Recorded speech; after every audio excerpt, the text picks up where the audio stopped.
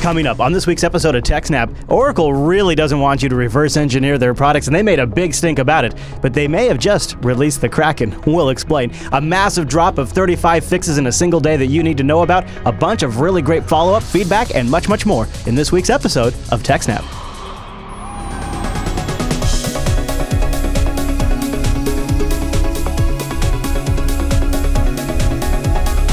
Hi everyone, and welcome to TechSNAP. This is episode 227 of Jupiter Broadcasting's weekly Systems Network and Administration podcast. We stream this episode live on August 13th, 2015. This episode is brought to you by our three fine sponsors, DigitalOcean, Ting, and iXsystems. I'll tell you more about those great sponsors as this here show goes on. Oh, our live stream? Why, that's powered by the incredible Scale Engine over at scaleengine.com. You should go check that out. My name is Chris, and joining us every single week is our host, the admin, the tech, and the teacher, Mr. Alan Jude. Well, hey there, Alan.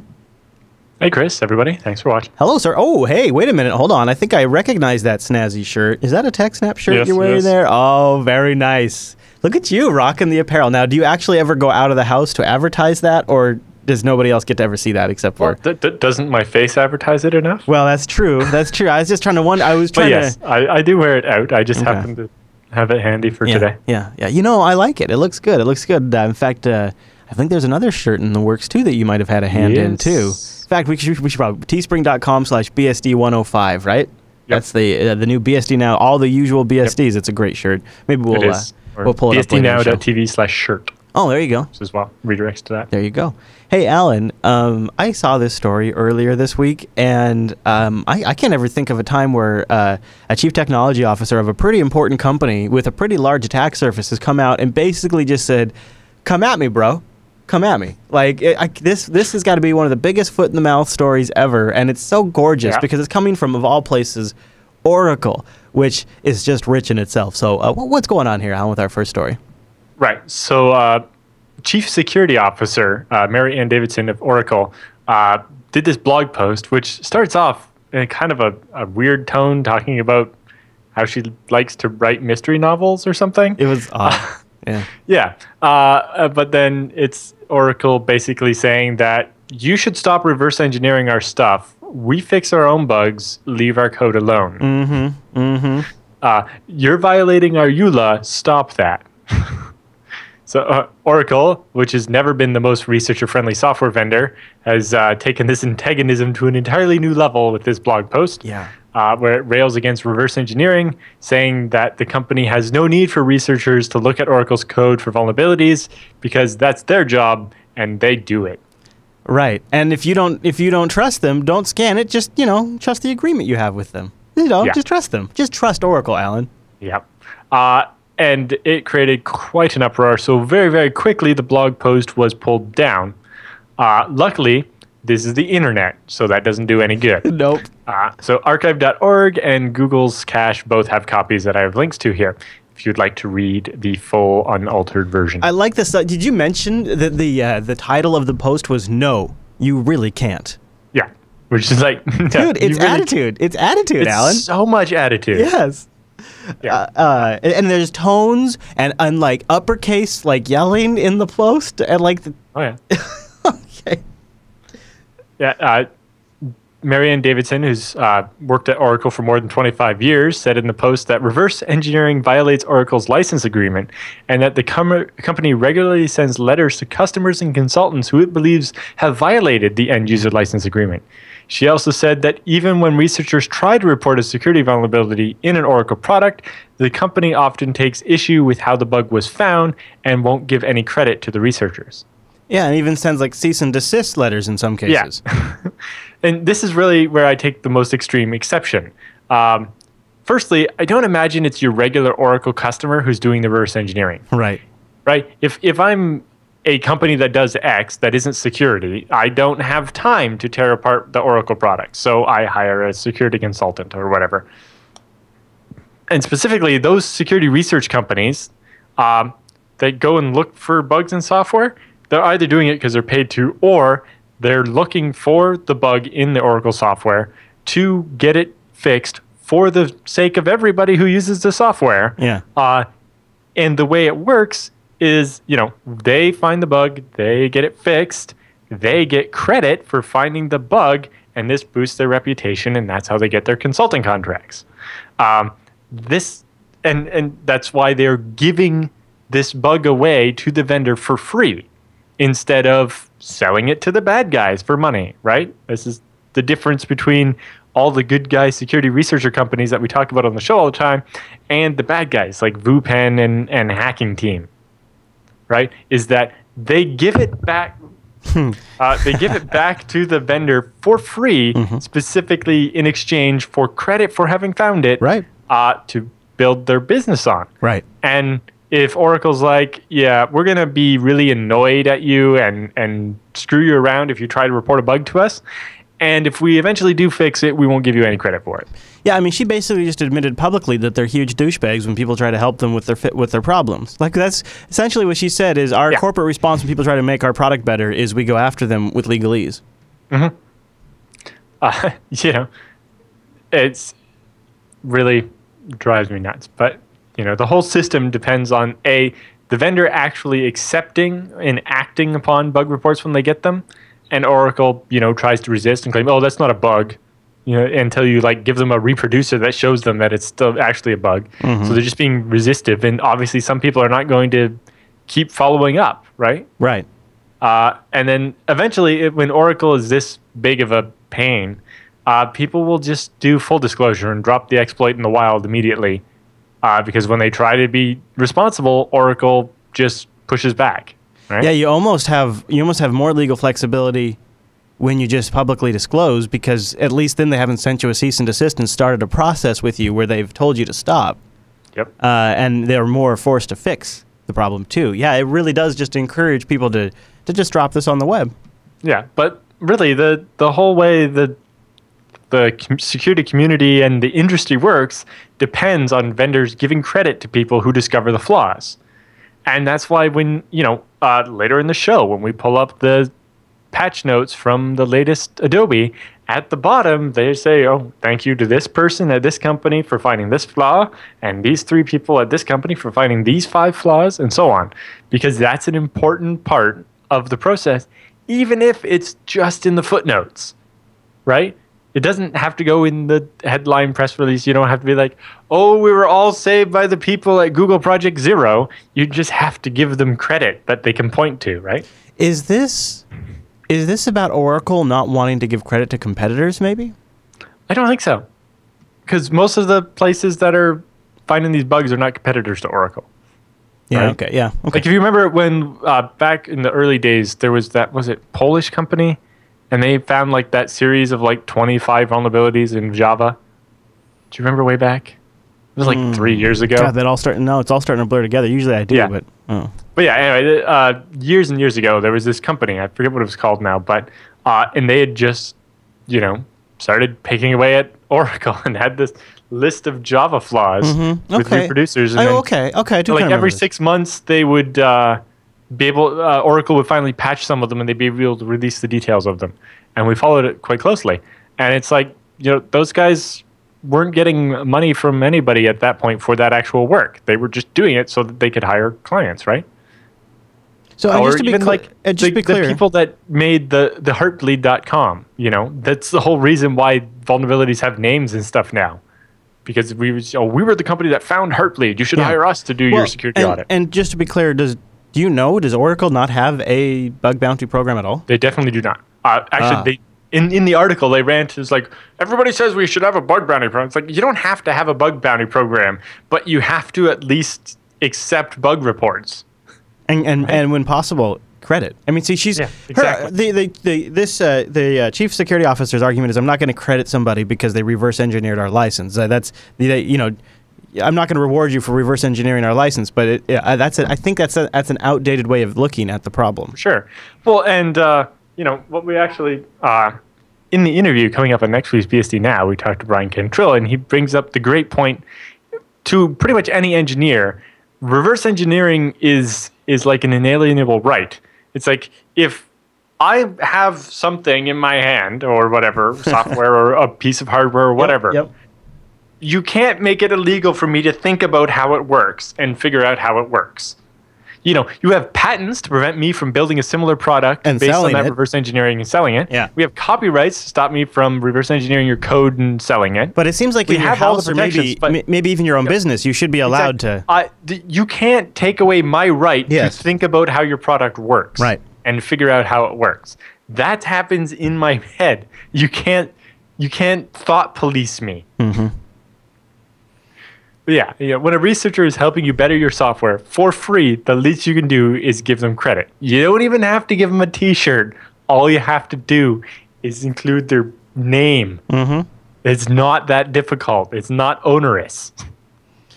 What should If Oracle doesn't want to have a bug bounty program, that's their decision. I guess so. But they can't expect the entire security community to just pretend Oracle and its products don't exist and not attack them. Right. And, if they thought that they were being bothered by the security community before, I know, right? reverse engineer all of the things. Mm-hmm. I mean, they're just asking for it. Mm-hmm. Maybe that was their secret goal. It's like, how do we get a bunch of our bugs fixed for free? I doubt it. I doubt it. No. Oracle has proven time and again that they prefer to be malicious. Yeah, they don't seem to be. Yeah, exactly. But yeah, so here's a great pull quote from the article. I almost hate to answer this question because I want to reiterate that customers should not and must not reverse engineer our code. However, if there is an actual security vulnerability, we will fix it.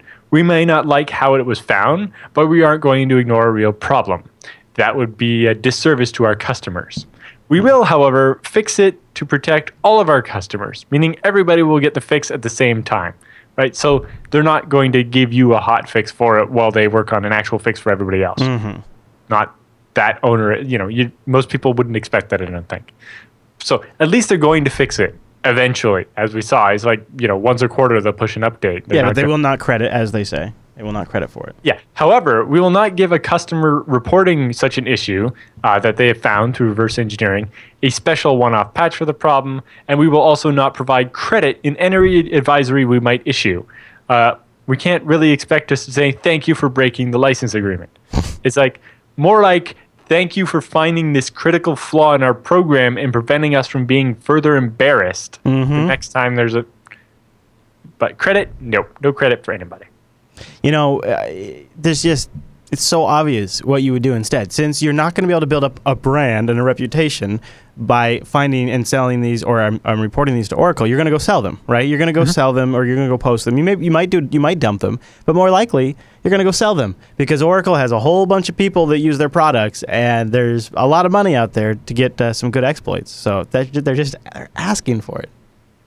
It kind of boggles my mind. And they're also asking people to actually read the EULA.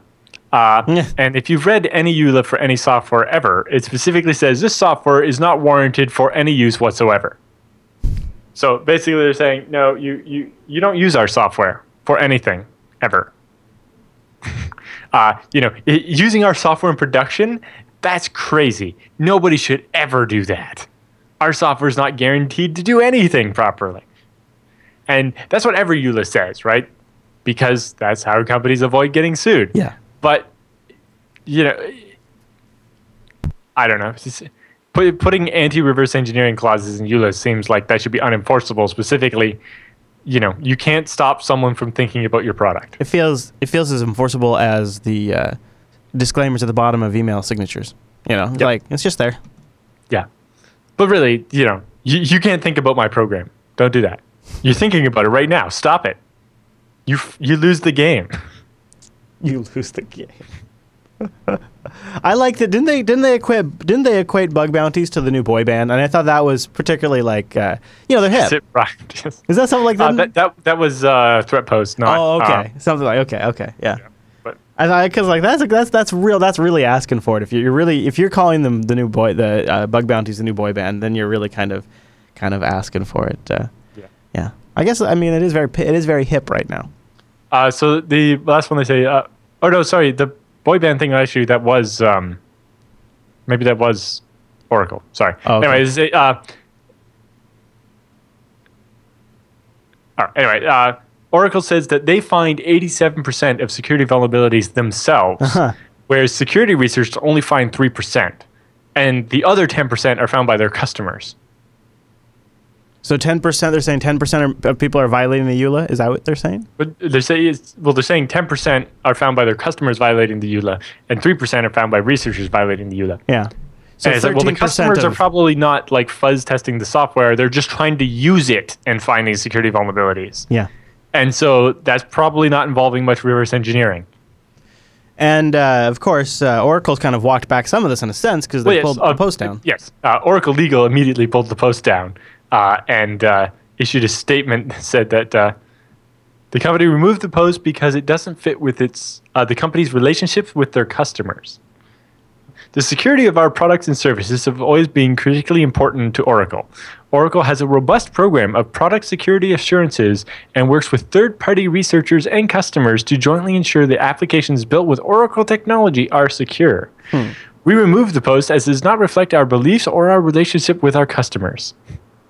Well, there you go. I guess that's them at least trying to walk it back a little bit.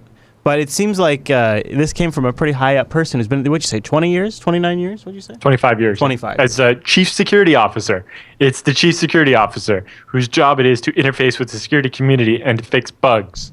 And they're like, no, don't do that. I mean, I'm nobody to judge, but I'm just going to say, if she's been in charge of security for the last 25 years... I don't know. She's worked there for 25 years. She hasn't been in security that long. Okay.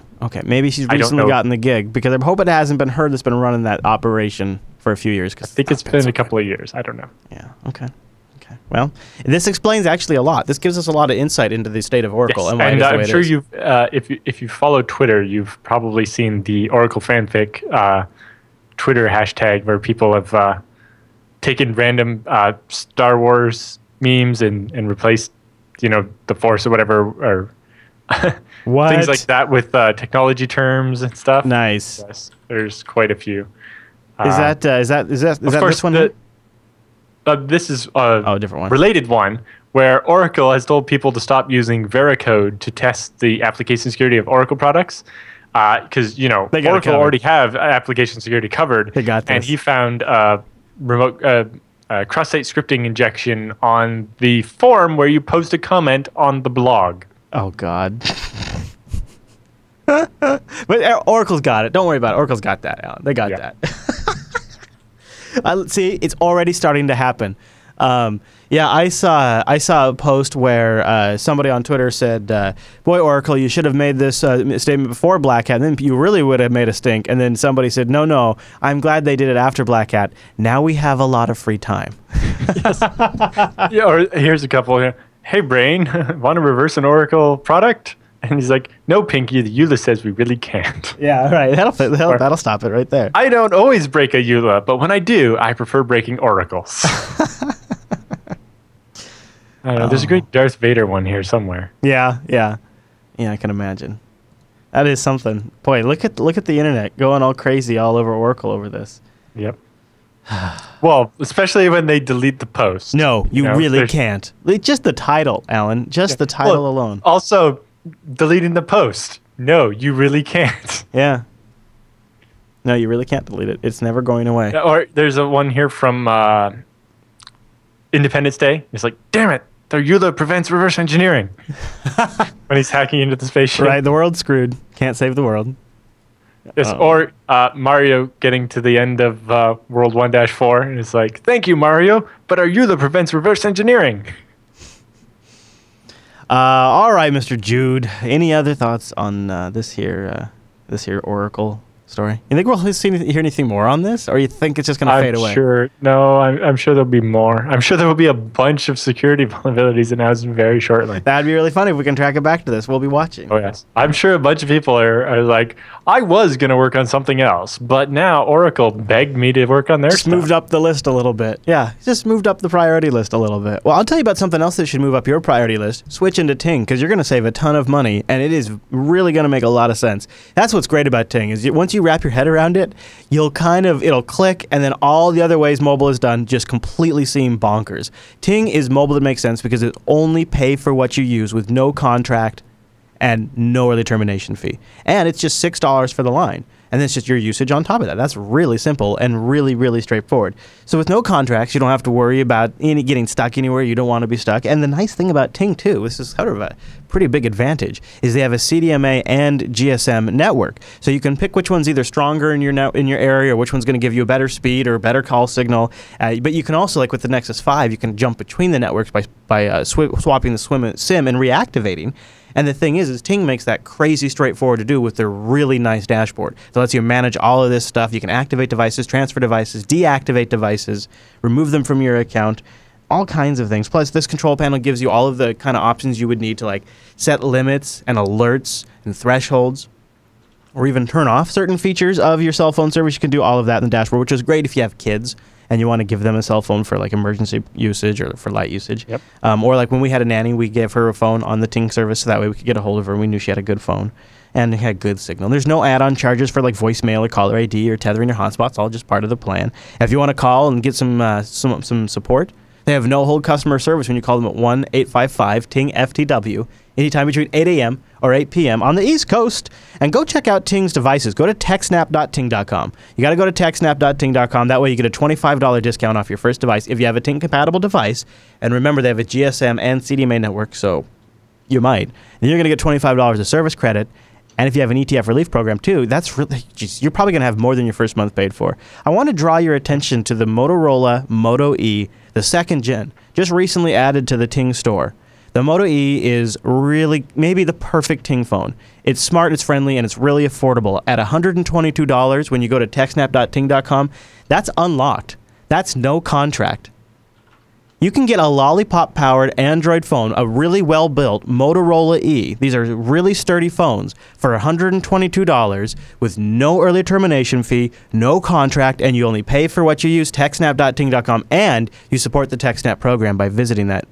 Now, check this thing out, too. It's got a 1.2 gigahertz quad-core Qualcomm Snapdragon processor, 4.5-inch IPS display, not bad at all. Lollipop continuing to get updates. It's got a 5-megapixel rear camera, a 2400 milliamp battery, which for the Moto E is going to really rock. It does CDMA and GSM, and it comes with a Ting GSM SIM for $122, unlocked, techsnap.ting.com. You can also just grab a SIM card if you already have a GSM or CDMA phone you want to try on Ting. They have all the great devices from real nice value phones, like around $70, all the way up to the latest S6 and stuff. Mm-hmm. You can go to techsnap.ting.com and check that savings calculator out. Put your actual monthly usage in here, what you're using, hit their calculate button, and see how much you would save by switching to Ting. You'd be probably pretty surprised. I was. techsnap.ting.com. It's mobile that makes sense. It's really straightforward, easy for you to manage, great customer service when you need it, no contracts, unlocked phones. It's so great, and it's perfect for our audience. And the fact that it includes hotspot and tethering with every device is really a nice bonus. techsnap.ting.com. Go see how much you could save by switching to Ting. And a big, big thank you to Ting for sponsoring the TechSNAP program. techsnap.ting.com. Okay, Alan, I love the title of our next story because I got to wonder this too. Why not insider trade on every company? Why, Alan? Why not? Well, normally you don't have insider information about every company, right? But some so do. you have to, basically, it's easier to get caught on insider trading because you have to have information about a specific company. Sure. So it's usually one you work for, one that you have access to, or what if you're a stockbroker that's dealing with the What if you were a massive surveillance agency monitoring everybody's email and text communications? Maybe then you might be able to do some serious insider trading. Or what if you're a Congress member getting tips from oh wait, they can do insider trading. Never mind. Yeah. Well, yeah. So when we talk over at BloombergView.com, they have this article and they talk about how most times it involves golf or some other thing where you're just kind of, oh, we went golfing and maybe I said something about what we're doing next week. Maybe I didn't. I don't know. I was just golfing. We were just talking while we were golfing. I mean, I was just talking about work. Maybe he picked something up. I'm not sure. Yeah, and the other ones where you just find some random stooge guy and give him some information and he makes his trades on it and makes the money and then he gives you a bag full of cash one day. Mm-hmm. Mm-hmm. But yeah, this one starts off by describing the typical way insider trading works and how people get away with it. But then it starts to dig into this new method. Okay. Specifically, a group of Ukrainian malactors that did a huge amount of insider trading. Malactors? Yeah, it's the term we've been using for months. As in they. It's like malware. It's the perpetrators of malware. I guess I haven't realized that we've been using it for months, because I've also realized that we've been saying malvertising for a while, and I haven't picked up on malvertising either. Not really, but that is one I've heard. Yeah. Okay. Malactors. All right. Well, yeah, I have heard it. Hackers has good connotations, and these people don't. So that's why we made up a new word. You think yeah, I mean, I get it. It's not totally new to me, but it's just, I guess it's sticking. It does sound weird, but I don't know. I guess because to me, hacker has the good connotations. But, well, I guess I'm not clear. Does it just mean a malicious act or a malicious actor, or does it mean malactor mean somebody did something using malware? It's not malware specifically. Okay. But because the term malware came from, not everything is spyware, right? Spyware originally was just actually more kind of adware, right? Yeah. And malware just means any program that does something you don't want it to do. So a malactor is basically anybody doing something that you'd rather they didn't. Yeah. Okay. I suppose is the technical definition. But yeah, it's basically a more blanket term because, in this case, there was breaking into a computer system. So you could call that hacking. But sometimes it's not actually doing that, like in one of the cases we'll talk about in the next episode. But anyway, so this group of Ukrainians basically managed to make over $100 million off insider trading, mostly by doing it against a lot of companies. So what they did was break into the systems of MarketWired, PR Newswire, and BusinessWire, where companies send press releases and they say, oh, here's the press release. This goes out, 3 days from now at 10 a.m., right? And announces something that's going to affect the stock market.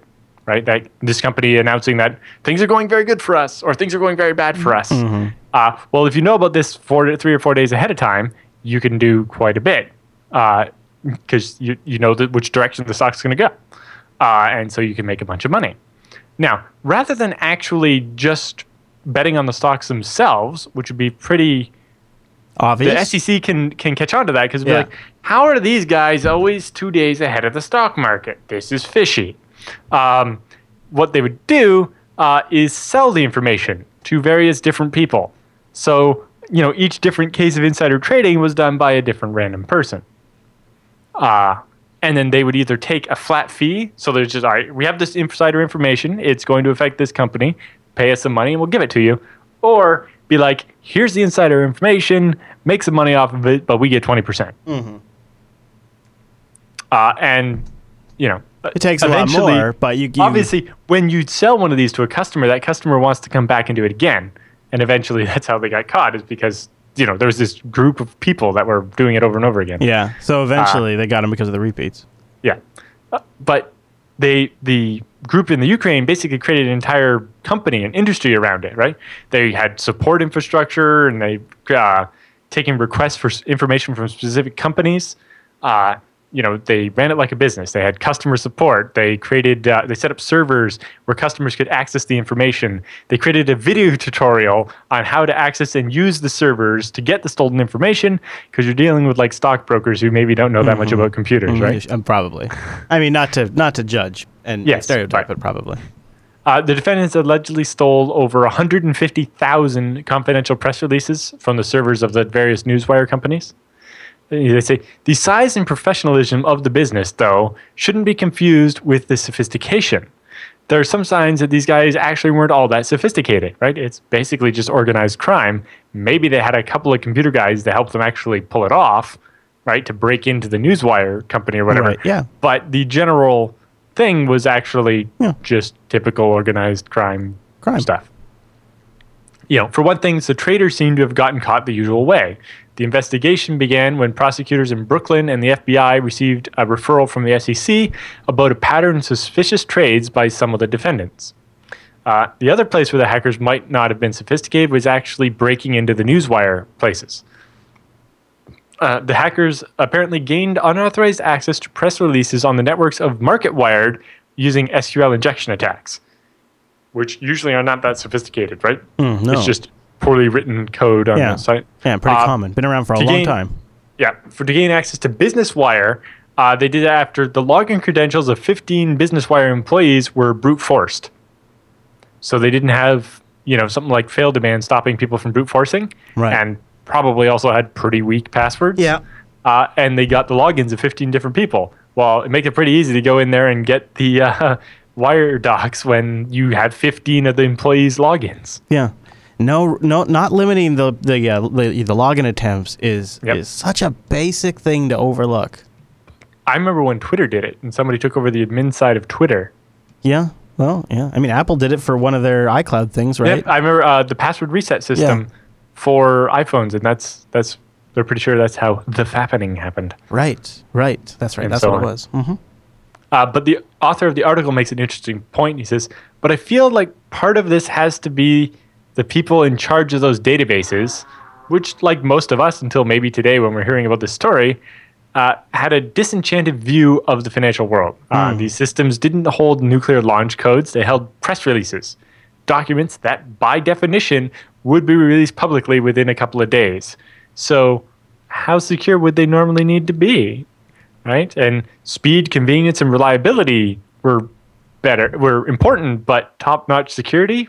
Probably not, right? We're just the news.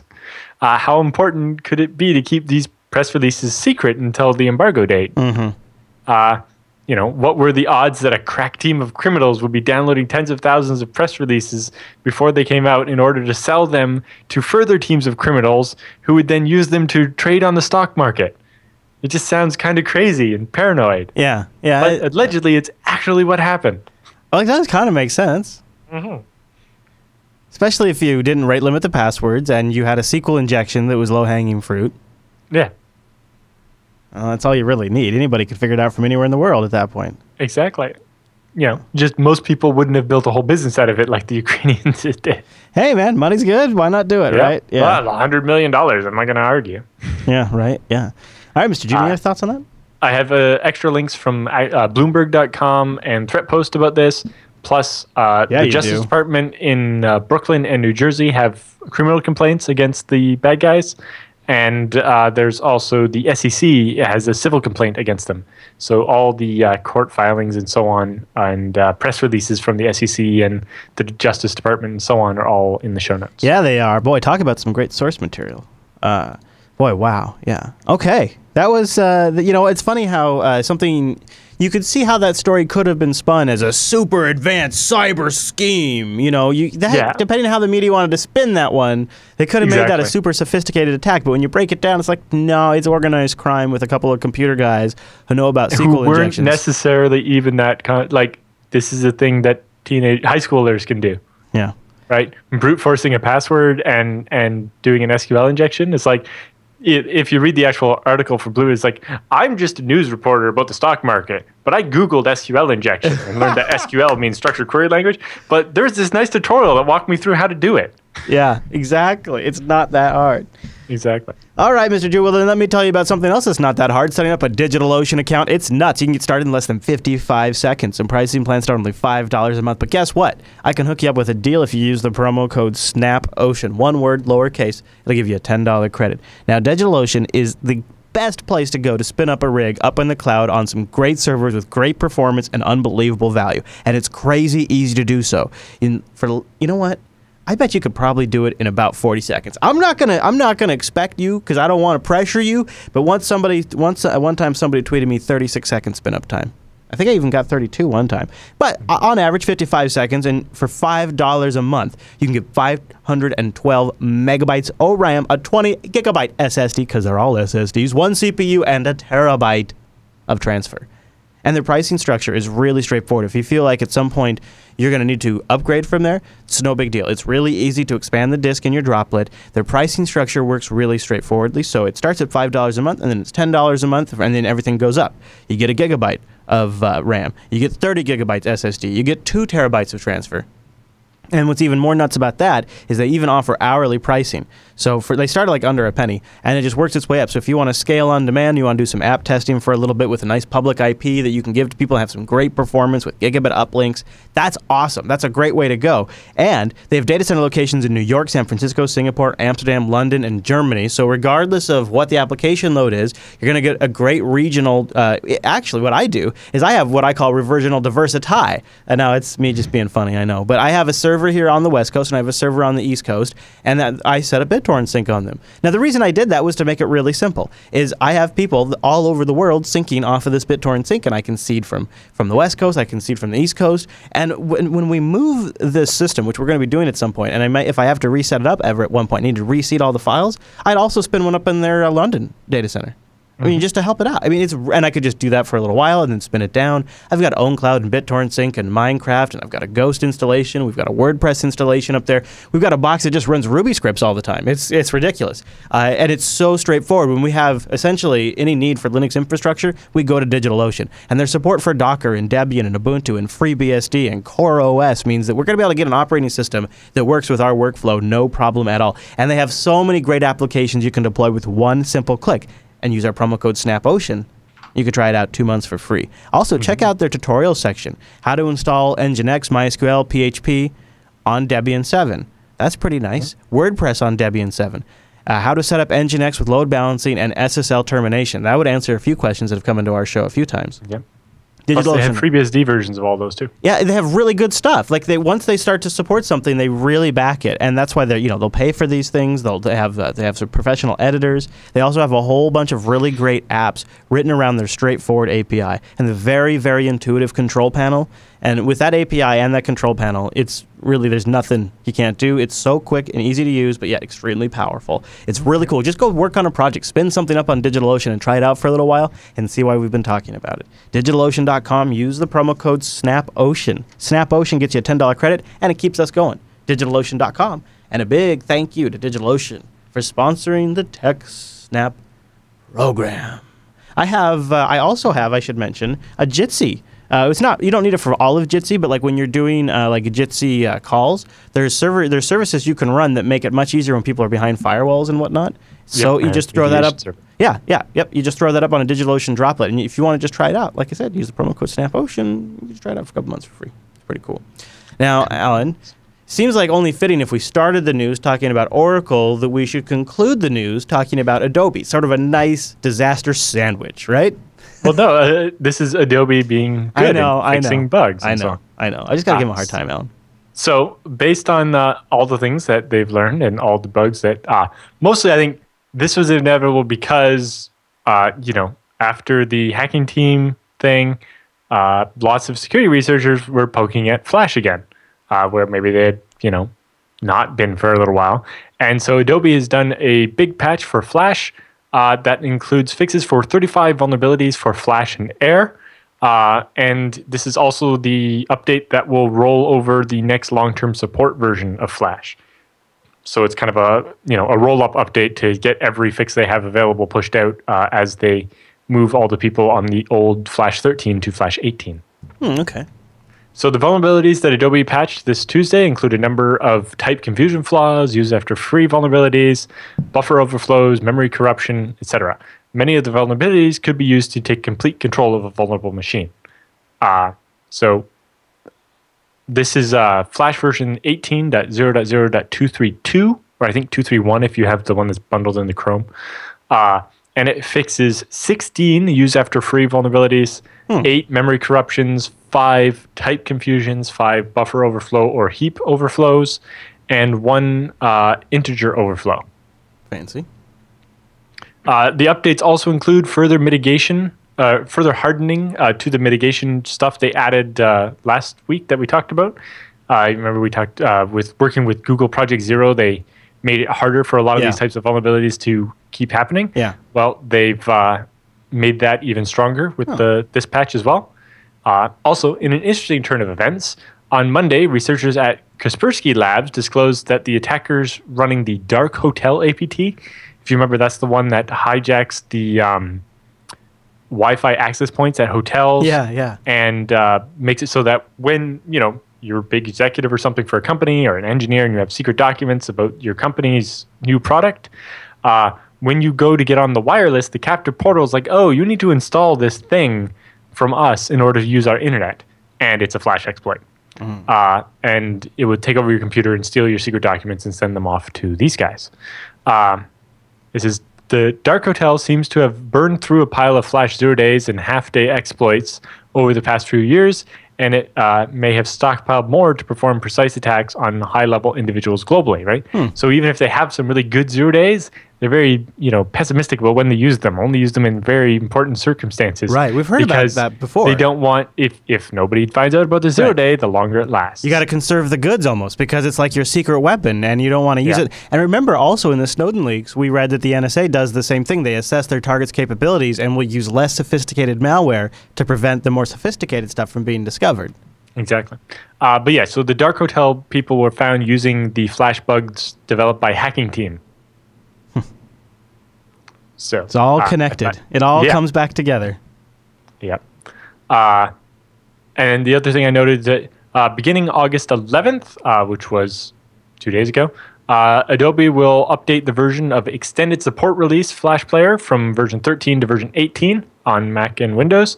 To stay current with all available security updates, users must install version 18 of Flash Player extended support release or update to the most recent available version.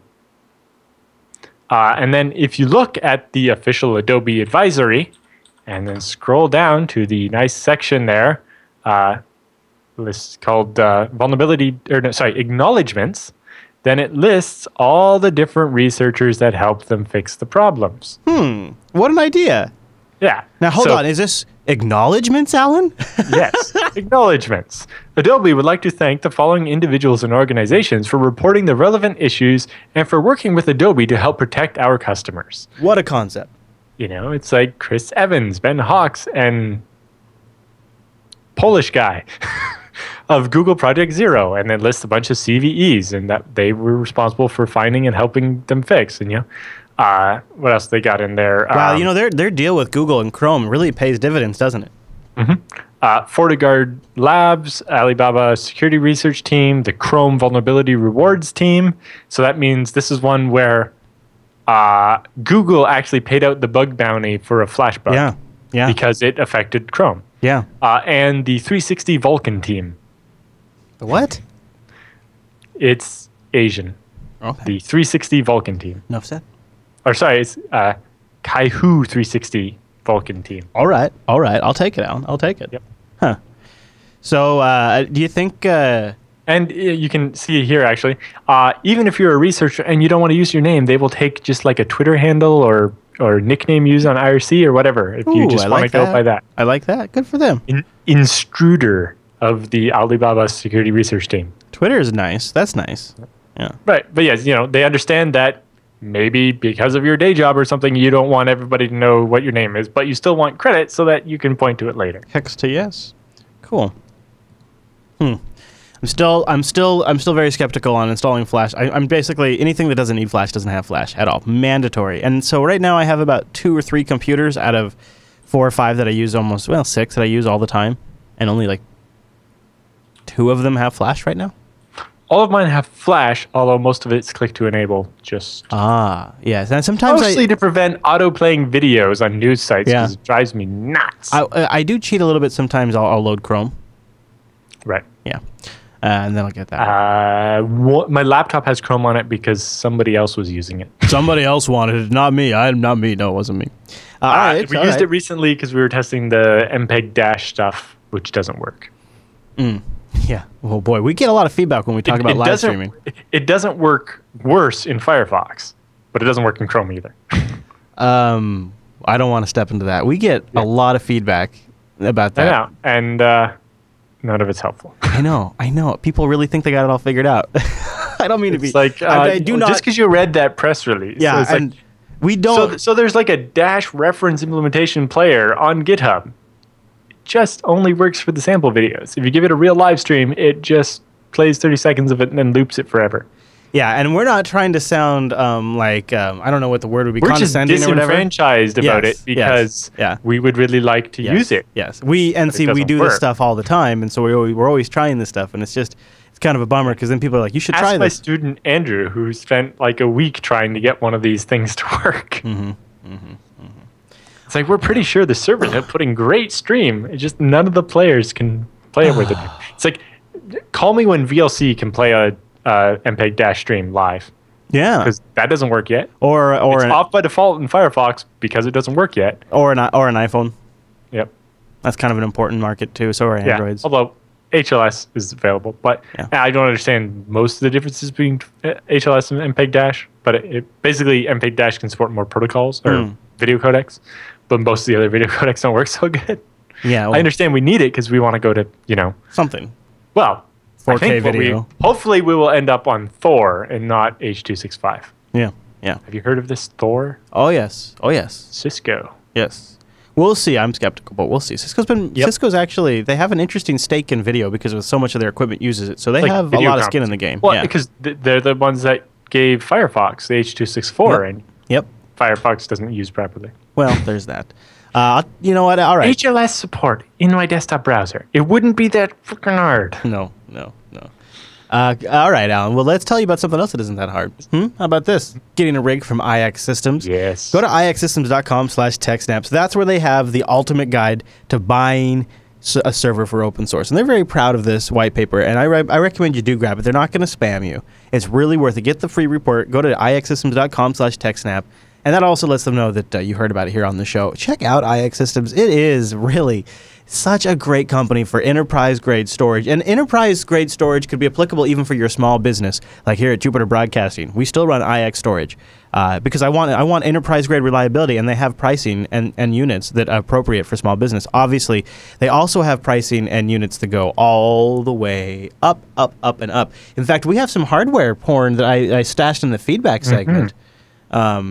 We could pull it up right now if you want. Might as well. Yeah, because this is an iXsystems rig, right? Yes. Where did well, 3 of them actually. But, it's the last. Did you rename it Server Envy on me? Yes. Okay, I gotcha. Yeah. Well, you didn't like the original title? Bow chicka wow wow. All right, so this is a slideshow that Alan, I believe, had somebody put together for him. Yes, I had that. I was like, hey, iX people, while you're building my 3 servers for me, could you take a couple of pictures? Wow, and boy, so they took 50 pictures. They took some great pictures. So look at that. Look at the drive sleds. The front. Yep. This is so I got 2 different designs done. One is this, which is 24 drives, and those will take SATA drives. So when we get to the motherboard later, you'll see how it's specially set up so that it doesn't have to use a SAS expander or a SATA expander. Nice. So all my drives are discrete wired to the controllers. And so this is a 4U case, and you can see the clips on the side for the fast attach rails, and then here's them putting the motherboard in. Ah, there's the motherboard. Oh my gosh, look at all those RAM slots. Yeah, this machine can take 2 E5 processors. I get E5 2630 V3s, which are Haswell with, they can support up to 1.5 terabytes of DDR4 ECC. You can see the little plastic thing is the shroud. I'll show you where that goes later. Also, you probably don't notice them, but right over at the side by the power supplies, you can see the 2 SSDs in the hot swap base at the back. Yes, I do. Yeah, the 2 Intels there. And then you can see the SATA cable come out of those, go around the edge, and go to the motherboard. Yeah. Those SATA cables are cut exactly to the right length in order to avoid extra blockage of those fans. Nice. Very nice. That's very a level clean. of detail you don't see everywhere. Yeah. Oh, yeah. You can see even during the build, it's very clean. Yep. Oh, yeah. And then you can see there's one of the disk controllers is in. Yeah, yeah. Actually, there's 3 in there. You can't see the third one because of the edge, but you can see where it's screwed in. Yes. I think the next picture shows all 3 of them. Yes, there they are. Yes. And the RAM's in now too, and so are the 2 CPUs. Yep. And so each of those cards can handle 8 hard drives without using any expansion. Yeah, so that handles all 24 in this design. In the next design, use just 2 of the cards, and each one of the cards is connected to all 36 drives through a SAS expander. Jeez, look at how tight that wiring is. From all those drives, it just comes to those few wires right there. Yep. That is so nice. Look at that. And you can see there's the airflow across the processors. Yep. Like, I love it. Oh, and there's the air guide. So that kind of takes the air from the fans that are taller than the CPUs and pushes it down, forcing it all to go across the CPUs. And the RAM, and too. then they even have the fans at the back to boost that air and make sure it gets pushed out nice and far, so it doesn't just laze about at the back of the machine. Yeah, and there it is from the back, and there's the two removable power supplies. Gorgeous. And the two hot swappable SSDs for the operating system. Wow. This is a beautiful machine. And then machine. here's the build of the one that holds 36 drives. Yeah. So it looks like it's just 2Us, but what actually is happening is you got basically a 2U chassis, and then underneath there's so you get the same 24 drives at the front, but you get another 12 drives under the back of the server. So it's the same 4U, but it actually looks like a 2U and then a second 2U of just hard drives at the back. Wow. This is another gorgeous build, too. Yeah, and this one is, you see there's only 2 controller cards, but they're wired to each controller connects to all 36 hard drives, so that even if one of those controllers dies, one of the cables goes bad or something, the other one can still control all 36 hard drives. Talk about some reliability there. That's great. Yes. And the great thing is about IX is they're going to burn and test all of this before they ship it to your data center. So all already this done. There it is, closed up with the test paperwork. You can see the test paperwork, and they got it all hooked up and are running it. That's great. Yep. There you go. Wow.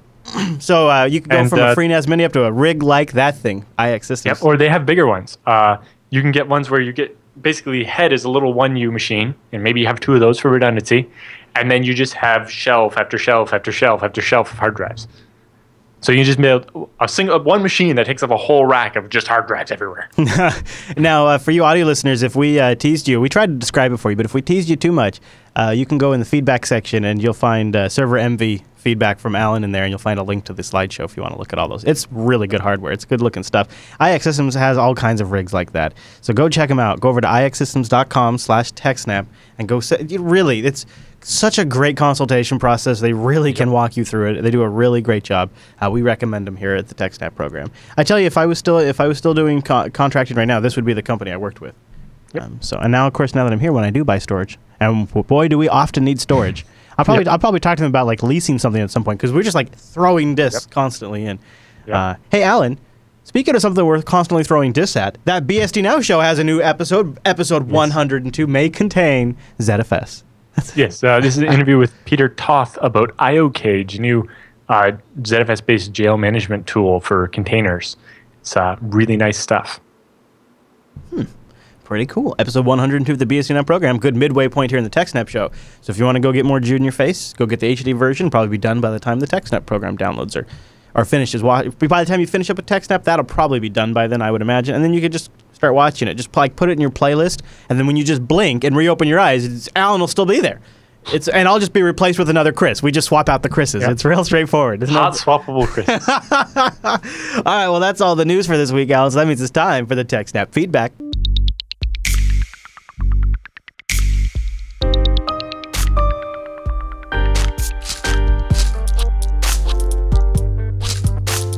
Thanks for sending your emails to TechSNAP at JupiterBroadcasting.com. Pop in that contact link at the top of the Jupiter Broadcasting website, or even better, like a single person did, submitting a thread to our subreddit over at TechSNAP.reddit.com. It's okay, baby. I still love you. Brendan writes in with our first email this week, and it's about multi-boot and running OpenSSH server on all the things. He says, I have a Linux desktop with currently 5 installs. I mean, why not, right? They all sit side by side, and I want to run an OpenSSH server on all of them. But if I'm on my laptop and I SSH into one on the LAN and I have SSH'd into the computer before, probably with a different OS booted, it thinks I'm booting into a man in the middle because I have a different host key. I have a Microtech router and wonder what I can do with all the installs so I don't have to be man in the middle all the time. With additional Ethernet adapters, I could maybe do it that way, and one OS use one Ethernet adapter and the other OS use another Ethernet adapter. But he's wondering if we have any suggestions so he doesn't get these annoying messages. Quite simple. In etc/SSH, there's SSH _host _key, RSA, DSA, a bunch of them. If you just pick one of them to be the right one and copy the keys from that directory into all your different installs, they will all have the same host key, and it'll work. Very easy. Yeah. All you got to do. All right, Alan. Let me double check the path on so it'll be etc/SSH, And then, yeah, SSH underscore host underscore DSA underscore key and ECDSA underscore key and ED25519 underscore key, etc. But yeah, you can just copy your setup off, pick one to be the master, the one you've accepted already maybe, and then just splat that down on all 5 of your installs and restart the SSH server, and they will all be happy. Post Sniffer in our IRC chat room says he also recommends that he could pick up SSH Mastery, which could give him some great tips to manage. By my co-author, Michael W. Lucas. It's one of the books he wrote by himself. It's really good. All right. Jason writes in, Alan, I guess when we talked about hooking up like quad gigabit Ethernet or just getting as much transfer out of a FreeNAS box as possible, we sort of struck a chord with a few folks in the audience. So we got a couple bits of feedback about this. Here's our first one. Jason writes in, he says, Alan made a comment. In response to a question, FreeNAS with quad gigabit Ethernet, Alan mentioned that if the person was to put a few machines directly connected to a FreeNAS box and bridge them together, it would work, but it would also, but it would not be able to actually perform at 1 gigabit. Well, I didn't say that. I just said that it might not be as fast as an actual switch. Right. And he's mentioning the kernel fast forwarding option. Yeah, he's saying, depending how you set it up, if you actually set it up as a bridge, so it acts like a switch, it's never even going to get to the forwarding part of the kernel. It just happens in the bridge driver. Yeah, so that would be crazy fast, right? For fast forwarding, when you use fast forwarding, you actually would configure each one as a separate subnet, and that would actually make your FreeNAS a router rather than just bridging those bunch of ports together and making them act like a switch. The biggest difference is broadcast traffic doesn't go through when you do forwarding. It doesn't forward broadcast messages, whereas when you bridge them, it does, which can affect whether certain applications work or not. And, with link level discovery protocols or even just the Microsoft file sharing stuff won't necessarily go through once it sees it's a router. So that will impact that as well. So ideally, you want to ignore forwarding at all if you can, and just bridge it, or better, have the switch. But yes, this 1 gigabit is pretty easy to do. And then he points out, Jason that sent in the feedback points out the BSD router project has done a bunch of performance testing at 10 gigabit. And yes, it's entirely possible for you to forward 10 gigabits of traffic through a modest computer. It's just a switch specifically designed to do it will do it with less work. FreeBSD 9 is where this feature, I'm sorry, not this feature, the fast forwarding feature is enabled, right? It's fast forwarding has existed since like FreeBSD 4. Okay, he was just saying here, he says, I know it's available. Yeah, it's available in 9, which is what FreeNAS is based on. So yes. Okay. Now NetMap is more complicated, but can give you even greater speed. But again, the gig switch will be easier, and specifically, if you're cabling something, the switch can kind of be centralized. Otherwise, you have to run a point-to-point cable from every machine to your FreeNAS. And because you can get like an 8-port gigabit switch for like $25 or something, it's probably not worth it. But if you so desired to connect a couple of machines that happen to be near your NAS directly to it, and you had the extra network cards, you could do it. That could be sweet. And if you bridge them, it would stay in the same subnet, as opposed to if you didn't bridge them, then you would create basically separate LANs for each one. Which is also a reasonable thing to do, right? That's practically called a SAN, right? It's a storage area network where you're not going to have no internet traffic or anything is going to be tying down that connection. So we have a setup like that here where the servers in my rack have, one network card that goes out to the internet, and that's, got 100 megabits of traffic on it or whatever. But they have a separate network card that only goes to the storage network and only talks to storage servers. But again, when you have 4 network cards, you find interesting uses for some of them. Our buddy Smash writes our next email. It's been a little while since he's written. He says, hello, Chris and Alan and fellow JBears. Smash here. I've been using FreeNAS for many years in my lab and home environments. I've always wanted to use FreeNAS work, but we use Fiber Channel. I talked to the guys, the fine folks at iXsystems a while back, and he says about Fiber Channel, and they said at the time they only supported 10 gigabit Ethernet. To my delight, I came across this forum post talking about FreeNAS and Fiber Channel. Just thought that some might find it interesting, as 10 gigabit Ethernet network equipment is not cheap, but older 2 to 4 gigabit fiber cards are not that bad. Throw multipathing in, and you have some high-speed iSCSI right there. Thanks for the TechSNAP uptime. All the best. Smash. Yep. Although 10 gigabit Ethernet is getting quite a bit cheaper, that switch that I bought to have 10 gigabit at home has gone down a couple $100 more since. So I think it's only like $1,300 now for, is it 8 or I think it was 10 ports of 10 gigabit copper. Although currently the network cards are still $400-ish a piece, which is obviously there's a reason why I don't have everything on my house switched over to that. Yeah, yeah. Boy, God, I would love to have 10 gigabit here in the studio to transfer recordings around. Ooh. Yeah, well, even if you did it just point to point between like Rikai's editing machine and your recording machine or whatever. Yeah, yeah, boy, that would be nice. That would be really nice. All right, so that's our feedback for this week. We also have all the pictures from Alan's slideshow linked in the feedback if you guys want to check that out. And you can send us your questions in, TechSNAP@jupiterbroadcasting.com, or use the contact form and then just choose TechSNAP from the drop-down. And please do send in your questions because over the next couple of weeks we'll be doing some double recordings for travel and whatnot. And we'd love to have some great questions to chew on in those episodes. So if you've got something you've been kicking around, please send it in to us. Go over to jupiterbroadcasting.com/contact and then just choose TechSNAP from the drop-down. You can also do the subreddit, techsnap.reddit.com. And with the feedback all done, that means it's time for the TechSNAP Roundup.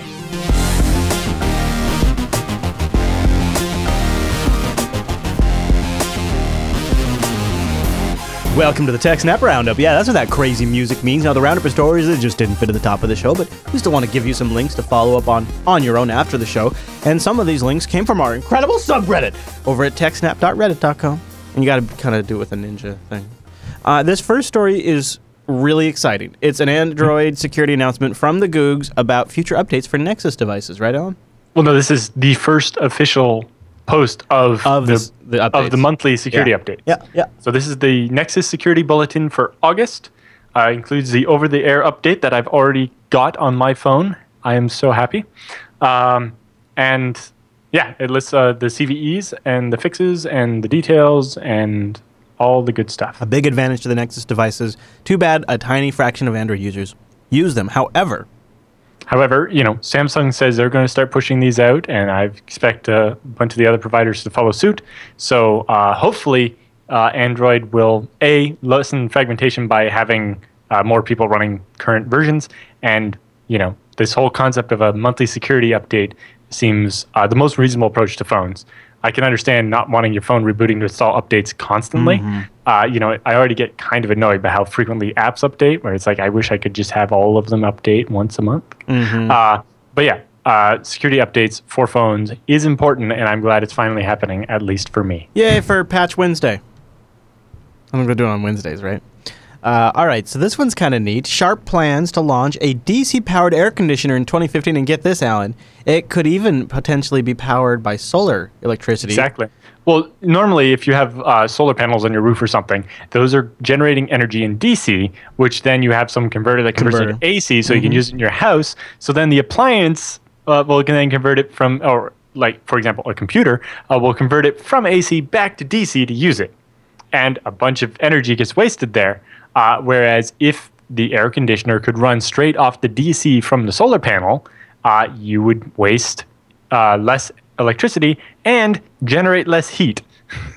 Because, if you're air conditioning, the last thing you want to do is generate waste heat. Which is what that conversion process does. Yeah. It's the same thing we talked about for servers and data centers and so on. It's like, we take in power off the power grid as AC, and then we convert it to DC to store it in a battery, and then the battery converts it from DC back to AC to put it in your computer, which converts it from AC back to DC to run the computer.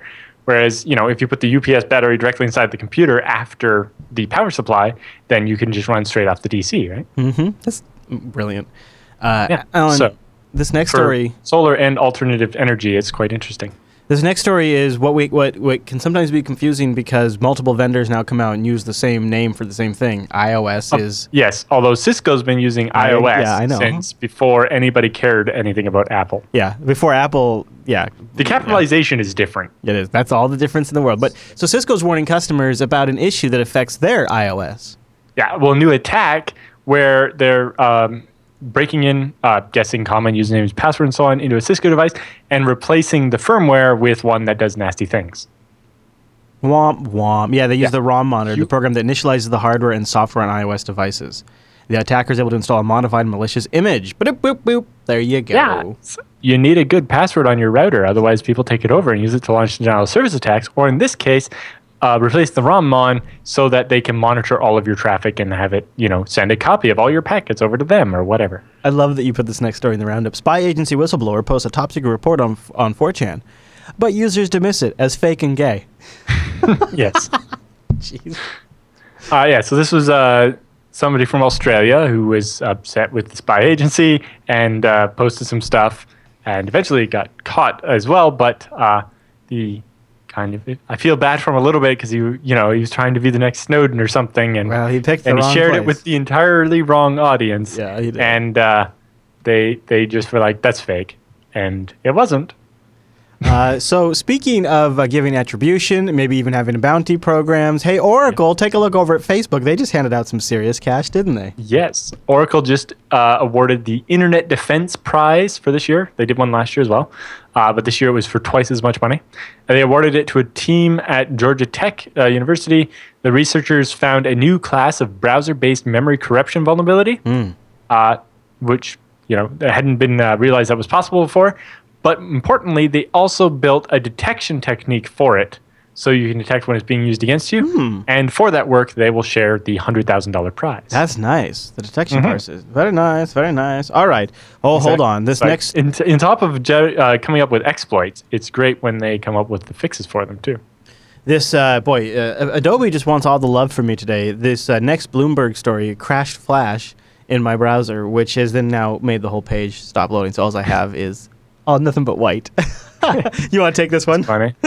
I can't even... What is this one about, Alan? China Tide hackers... Oh, there we go. Oh, it loaded for a second. There it goes. It's back. It's back. The team suspected to be behind the Anthem healthcare breach may have also been the one that hit United Airlines. Oh, really? Now, how would they know that? Just maybe you remember, was it Symantec has been tearing into these guys pretty hard. So. Yeah. But yeah, some of those computer glitches that grounded flights and so on may have actually been United having to shut their systems down because they detected an intrusion. Now, didn't at the time United say it wasn't a hack? Right. Well, first they blamed a failing router, and then it was like, oh no, now we're being made fun of because we don't have redundant routers. So that was a bad thing to blame it on. But then again, it could be a really kind of or like maybe the reverse router attribution. went down. Well, it could be the reason the router went down is because someone was breaking in and screwing with it. Right? I mean, obviously, that's obviously a possibility. But it seems like it was. My guess was that they shut their network down on purpose when they detected the intrusion, which is the right thing to do. Yeah. Except for that it disrupted a bunch of. But flights. then they came out and said it's not an attack at the time, which. Yeah. And well, now weren't it's sure. Yeah. And who knows? Just seems it's just a little, I don't know. Yeah. We jump to attribution so quickly still that I just always get a little nervous. All right, so some Steam accounts hijacked following a security lapse. Oh, I heard about this. It was like over like the last week, right? Yeah. In fact, some Dota pros who were playing got a little screwed or something like that, if I recall. Yeah. So basically, the password reset system, how it sends you an email with a link to confirm. Well, apparently the link was predictable or whatever, and so somebody could reset without actually having gotten the email. Yeah. So I could take over anybody's account. Womp womp. Pretty bad. Pretty basic. And the timing wasn't so hot either, because I think there was a Dota 2 contest going on. All right, so how 3 enterprising Chechen ladies took ISIS for $3,300. Yes. This smells like a good one, Alan. What do you know? Yeah, so they did what's called catfishing, basically. Basically a mix of the Nigerian prince scam and the I'm in love with you, pay for my plane ticket and I'll come meet you or whatever type of scams.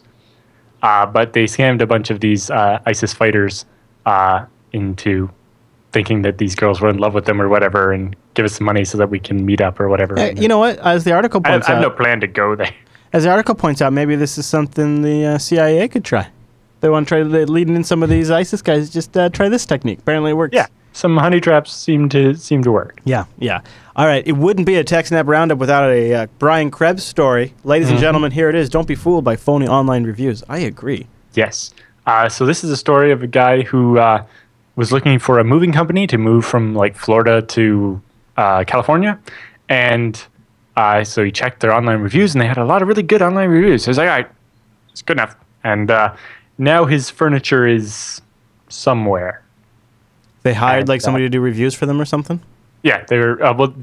They owned the site that all the reviews were on. They set up a fake review site. Oh, jeez.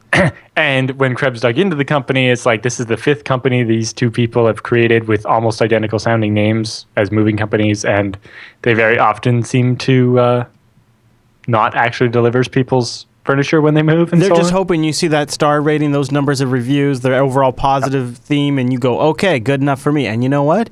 It's pretty much what I do on Amazon. And I know that's happened on Amazon a few times. So what are you going to do, though? I mean, like... Well, Krebs talks a little bit about what to do and the fact that while it's probably not fair, you actually have to look further and check other places. And, you know, obviously the Better Business Bureau isn't the greatest place to look, but, or, you know, they're not the arbiter of who's good and who's bad. But if they have a large number of complaints against the company, maybe you use some more traditional avoid avenues. them. Yeah, especially with something really important. That makes sense. Well, yeah, especially, you know, movers, you're usually spending a couple $1,000s and they are taking all of your stuff. Now, finally, Alan, we have a way to explain IaaS, PaaS, and SaaS, or SaaS, PaaS, and IaaS, or however you say the... Yes. So that's infrastructure as a service, a platform as a service, and software as a service, and just regular, traditional on-premise.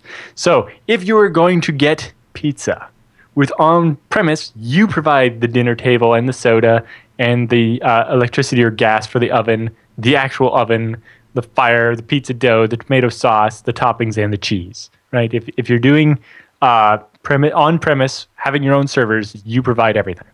If you do infrastructure as a service, this is like when you go to like, I don't know, I picture this being something in Portland, where you go to a pizza place where they don't make pizza, but they let you come in and use their pizza oven for the pizza that you brought. Yeah, okay. Right? So you take a pizza there and you bake it in their oven, but you had to provide the pizza dough and the tomato sauce and the toppings and the cheese. Right. But they provide the tables, the drinks, the oven, and all that stuff. Mm-hmm. So in a server thing, this is basically where you're renting the server from them, but you're doing all the... they're managing the server for you, but then you run your software on the server. Yeah. Right? That's infrastructure as a service. With platform as a service, that's basically where they only provide the place. Right? It's like if you go to the park to eat your pizza, right? There's some picnic tables or whatever. So in that example, it's when you get pizza delivered. You have to provide the table and the soda, but you know the pizza place cooked your pizza for you and provide all the pizza and they deliver it to you. So in a server perspective, this is where you rent only the hardware and you have to run the operating system and install the patches and you run the software. Whereas with platform as a service, they manage the operating system and down, and you manage the app and up. Mm-hmm. Whereas with platform as a service, they manage the hardware only, and you manage everything above that, including the operating system. Or with your software as a service, this is like dining out. You provide nothing. You just show up. So this is something where, like Salesforce and stuff, where you just pay a monthly fee to use the software on their website, and nothing of it runs on hardware you own. And I think that actually explains it fairly well. Mm-hmm. It's kind of the difference between making a pizza from scratch at home versus kind of like DiGiorno, but taking it to someone else's house to cook it. Yeah. Versus getting delivery versus going out to eat. I like that. It does, and they'll have a link to that in the show notes. You can pass that around if you want to share that or look at it. Or if you were listening and you want the visual of it, which helps as well. But Alan's explanation was fantastic. Okay, Alan, so that brings us to the end of the TechSNAP program. We got a couple of essentials. So next week we won't be live on our regular time because we're pre-recording because Alan's traveling like a madman. So we will be live the week following that, and we'd love to have you join us live. You can check the calendar for all our updates on our live times because they will be moving around for a little while, jupiterbroadcasting.com/calendar. And please, one of the biggest ways you can help the show continue on and keep us going is by supporting us by contributing to our subreddit, techsnap.reddit.com, or by sending us in your questions. Just go over to the contact page and choose TechSNAP from the drop-down. That gives us content to fuel these shows while we do all these extras, and we want to keep everything sharp and on point. Don't forget, jblive.tv is the live spot, and we also have jblive.info for the audio streams, high bandwidth and low bandwidth. RSS feeds are also available of this show, so you can just subscribe and get us automatically every single week. And copious links for everything Alan talked about today are in the show notes. Just go find episode 227 over at jupiterbroadcasting.com. Scroll down past the download links. Boom. All them links for everything he's been talking about right there. Okay, well, thanks, Alan, and thank you for tuning in this week's episode of TechSNAP. We'll see you right back here next week.